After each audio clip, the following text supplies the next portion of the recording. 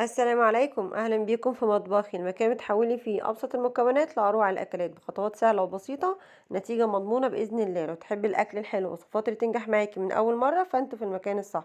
نبدأ الأكلة ونقول بسم الله الرحمن الرحيم. معنا نص كيلو من الكبدة، عليها ليمونة، بنعصر عليها ليمونة وبنسيبها على جنب. ومعانا بعد كده التتبيلة عبارة عن ليمون، معلقة كبيرة من الثوم، معلقة صغيرة من البابريكا، الفلفل الأسمر، كزبرة، كمون وملح حسب الرغبة. بتدوبي وهي دي التتبيلة بتاعة الكبدة. أحلى تتبيلة كبدة ممكن تعمليها.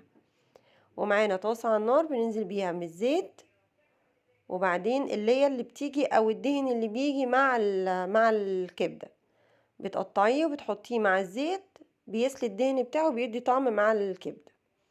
وبعدين بتنزلي بمعلقة من التتبيلة اللي عملناها وبتشوحيها، وبتنزلي بعد كده بالكبدة، هتشوحيها وتنزلي ببقية التتبيلة عليها. الكبدة مش بتاخد وقت على النار ومش بتاخد سوا كتير، يا دوبك اول ما بتشوحيها دقيقتين تلاتة مش اكتر من كده بتكون استوت معاكي. نزلنا بباقي التتبيلة وبنشوحها، وبعدين بننزل بالفلفل الاخضر، فلفل بقى اخضر رومي حامي زي ما تحبي، وبتشوحيها على النار وكده بتبقى خلصت معانا. وبمعلقة خل، وكده خلصت معانا التتبيلة والكبدة بتاعتنا. وهنا هنعمل احلى طحينة للكبدة.